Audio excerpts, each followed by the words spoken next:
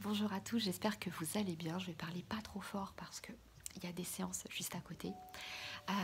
Voilà, je vous fais cette petite vidéo en complémentarité avec ma précédente vidéo que j'ai postée il n'y a pas si longtemps que ça. Une vidéo que j'ai faite il y a quelques semaines, mais que je n'ai postée qu'il y a quelques heures ou quelques jours, je vais voir.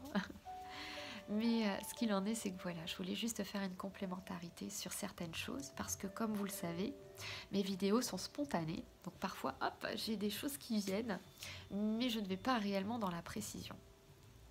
Alors dans ma précédente vidéo, je vous invitais à ne pas tenir compte du contexte extérieur parce que ce n'est pas le contexte extérieur qui va vous faire changer votre état d'être, c'est-à-dire votre bien-être intérieur. On attend toujours de l'extérieur alors qu'effectivement, on peut toujours attendre de l'extérieur. Mais effectivement, ce qui est très constructif finalement pour vous, c'est le fait de pouvoir évoluer et de vous changer vous-même. Imaginez que chacun puisse faire une introspection intérieure. C'est-à-dire, tiens, bizarrement cette personne elle m'énerve, elle m'agace. Ah, elle fait la tête tout le temps, je comprends pas pourquoi ça m'énerve. Qu'est-ce que ça résonne en vous? Pourquoi vous êtes autant agacé? Pourquoi ça prend autant de proportions? Eh bien effectivement, si vous restez avec ces émotions-là, eh bien vous allez devenir aigri. Parce que plus vous verrez ce genre de personnes-là, plus vous allez vous renfermer dans cette vérité de « Oh, les gens sont tous des cons, de toute façon, je préfère rester toute seule. Ouais, mais j'ai pas vraiment envie de rester toute seule. Mais si les gens sont cons, j'ai pas envie d'être autour de cons, quoi. » Vous voyez ce que je veux dire? Donc en final, vous finissez par être aussi con que les personnes que vous trouvez cons. Ça, c'est logique, non? Mais on a du mal à se voir comme ça, parce qu'on est toujours dans un état de critique. Or, si on se demande, mais mince, pourquoi ça me renvoie ça? Pourquoi je m'énerve? Moi, j'ai pas forcément envie de m'énerver. Mais si je m'énerve, c'est qu'il y a bien une résonance quelque part en moi qui fait que je m'énerve. Et c'est là-dessus où, en fait, je tiens à simplement mettre le doigt sur cette problématique, c'est que si vous avez des mal-être, si vous avez un mal-être, si vous avez de la colère, si vous avez beaucoup de tristesse, bien je vous dirais qu'on est dans cette mouvance, hein. Vous le voyez, chaque personne qui passe dans la rue très souvent est renfermée, aigrie, n'a pas envie de parler, n'a pas envie de sourire. Je vous parle de dehors, mais ça peut être dans votre entreprise, hein, ça peut être dans l'entreprise où vous travaillez, dans votre entreprise, ça peut être dans le milieu social ou familial, hein, que l'on retrouve tout ça, hein. Je vous donne quelques exemples, mais il y en a plein. Ce qui fait que du coup, on pourrait se dire que vous n'êtes pas mieux que ces personnes-là. En revanche, si vous décidez de fonctionner autrement, de penser autrement, tiens, c'est super agréable de m'asseoir sur cette chaise. Bon, ok, je vais travailler, je vais faire du mieux que je peux. Je vous avais parlé effectivement de la nourriture. Alors, j'avais parlé de beaucoup de bienveillance, d'amour, de ceci, de cela. Alors, ça fait très perché. Mais en gros, ce que je voulais dire par là, c'est que essayez de cuisiner en pleine conscience. C'est-à-dire respecter les aliments que vous avez en main.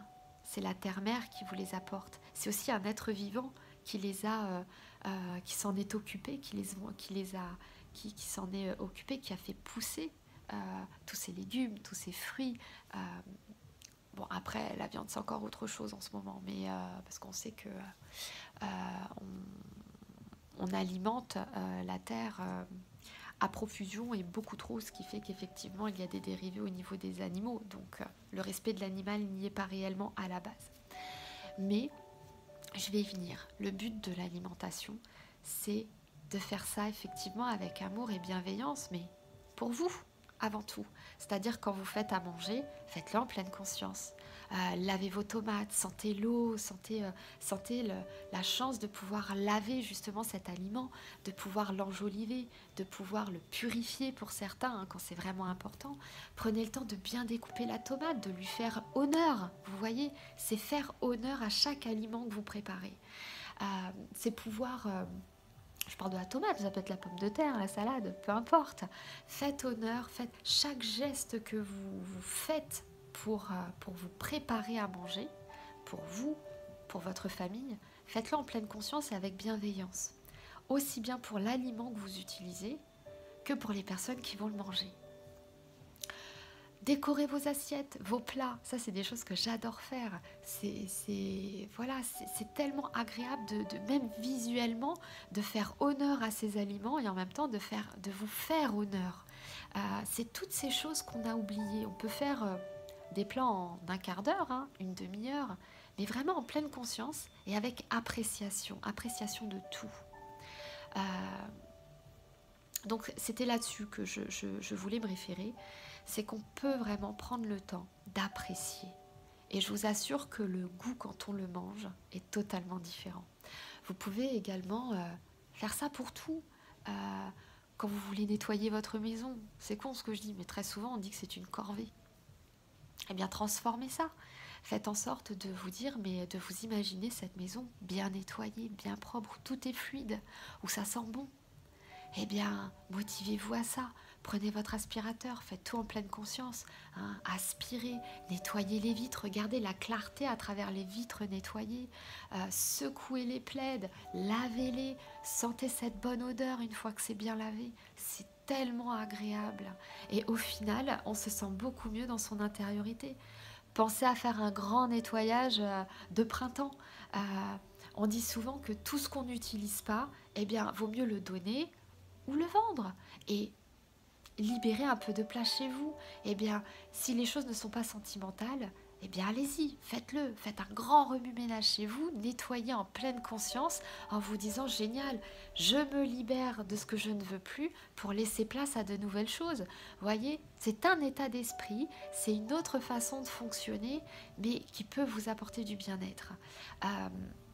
Ça peut être laver votre voiture, ça peut être créer votre entreprise en pleine conscience. Vraiment, qu'est-ce qui vous fait vibrer? Et puis éventuellement, ce qui ne vous fait pas vibrer, ce qui est beaucoup plus difficile, si vous pouvez le déléguer, déléguez-le aux personnes qui savent faire. Et puis, si vous ne pouvez pas, si vous ne connaissez pas, faites-le en votre temps, mais en trouvant des astuces pour que ce soit plus facile pour vous. Ça peut être également... quels autres exemples vous donner? Je vous parlais de la nature, mais oui, notre terre est nourricière. Si on regarde ce qui se passe à travers le monde, on va regarder effectivement les pays qui effectivement ont une économie moins riche et autres, mais encore une fois, vous n'êtes pas à leur place, vous ne savez pas comment ils vivent les choses. Pour eux, tout est essentiel, et certaines familles qui n'ont pratiquement rien vivent très bien leur mode de vie. Donc on ne peut pas comparer effectivement, admettons, les mondes occidentaux et les autres mondes. On n'est pas du tout dans les mêmes origines, dans les mêmes modes de fonctionnement. Donc restez simplement dans ce que vous voyez autour de vous. Est-ce que c'est vraiment si horrible que ça, si atroce, quand vous vous promenez dans la forêt, dans les champs? Est-ce que c'est vraiment terrible? Mais bien sûr que non, vous êtes dans le calme, dans la tranquillité. Vous pouvez regarder, c'est bête, hein, mais moi j'adore regarder les fourmis, j'adore regarder toute cette petite vie qu'on ne prend pas le temps de regarder. Et on apprend énormément. Regardez les biches, voilà, les animaux qui passent, les faisans, mais c'est magnifique de voir tout ça. Donc prendre simplement le temps de pouvoir voir. Et pour ceux qui disent j'ai pas le temps, eh bien on peut quand même prendre, je pense, un quart d'heure de son temps pour se ressourcer, écouter de la musique en pleine conscience, de la musique qui vous plaît, pouvoir peut-être prendre 10 minutes, un quart d'heure pour écrire parce que ça vous fait du bien. Ça peut être ça, c'est simplement faire les choses en pleine conscience et en appréciation totale. Et c'est ça qui va vous faire changer les choses à l'intérieur de vous. Et n'oubliez pas, et ça c'est ce que j'ai dit lors de ma précédente vidéo, tout ça c'est vous qui le faites. Vous le faites pour vous.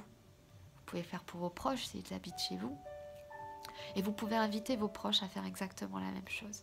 Parce que quand votre état de conscience se modifie, vous rayonnez ce changement et vous pouvez peut-être apporter ce changement aux personnes de votre entourage, simplement en induisant certaines choses. Voilà. Donc, pour changer votre intériorité et rayonner à l'extérieur, imaginez si tout le monde faisait ça.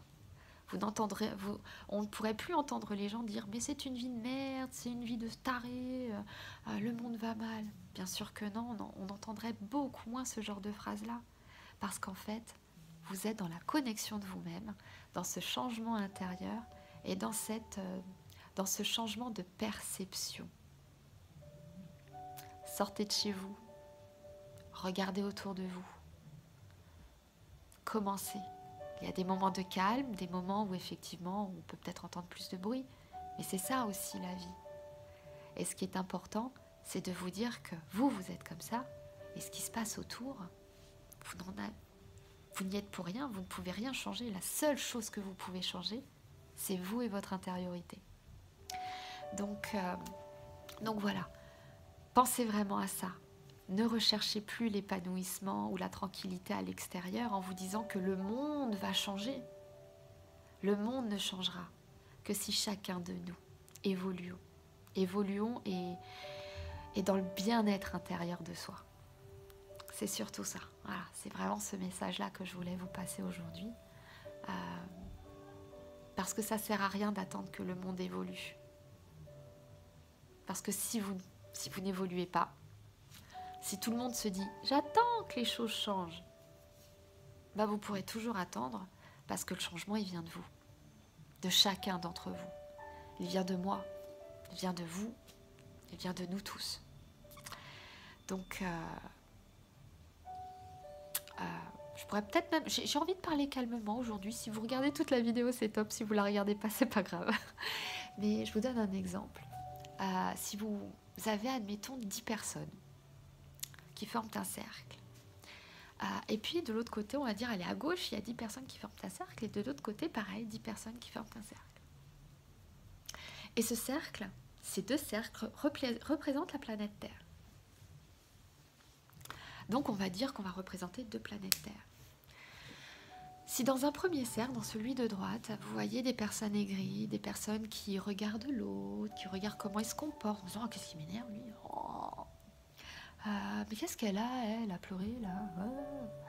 Vous voyez, toutes ces choses-là, c'est bon, celle-ci elle sourit, ouais, ça a l'air d'être pas mal, mais qu'est-ce qu'elle est con, c'est la seule, elle est dans un monde de bisounours. Vous voyez ce que je veux dire? Et imaginez que toutes ces personnes autour de ce cercle font la même chose. Effectivement, ça ne nous donne pas une belle vision de la planète. Dans le jugement, dans la critique, dans les craintes, dans les peurs. Ça ne donne pas une belle vision de cette planète. Et on est impacté parce qu'on va regarder tout ce qui se passe à l'extérieur. En revanche, dans l'autre cercle, l'autre planète, vous allez commencer à voir une personne qui va regarder les gens avec bienveillance et avec amour. Même s'il y en a plein qui font la tête, qui sont aigris.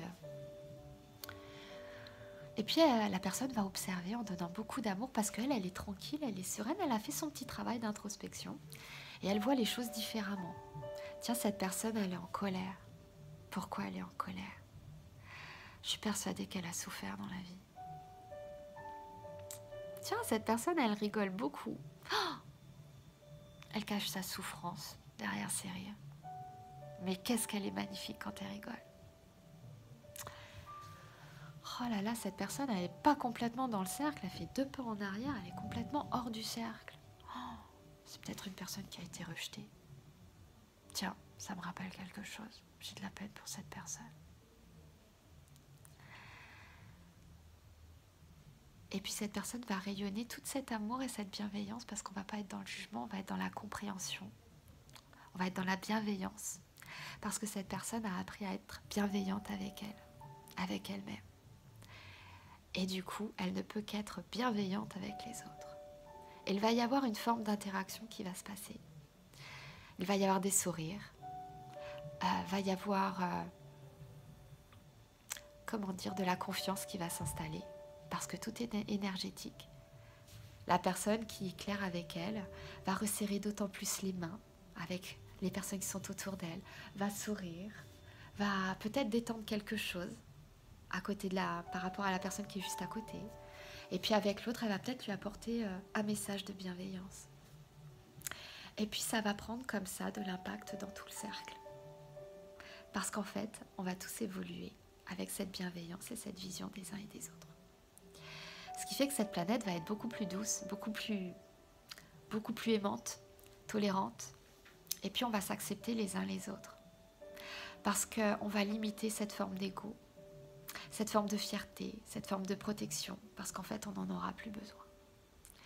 Et je vous dirais que cette planète devrait être beaucoup plus agréable à vivre, mais parce qu'on aura chacun changé, évolué, parce qu'on le permet.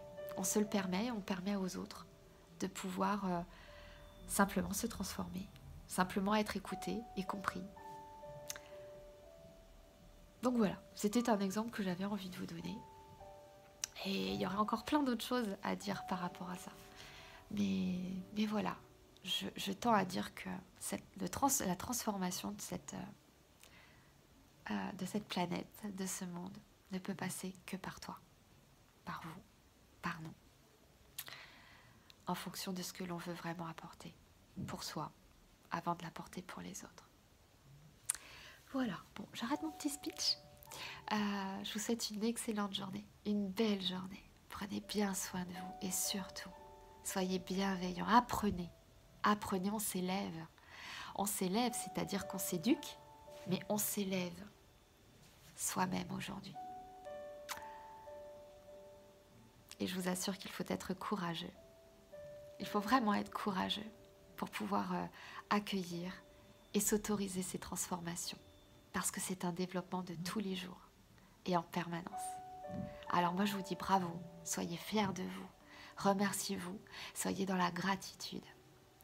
Bon, et puis moi je vous souhaite une belle journée et je vous dis à bientôt.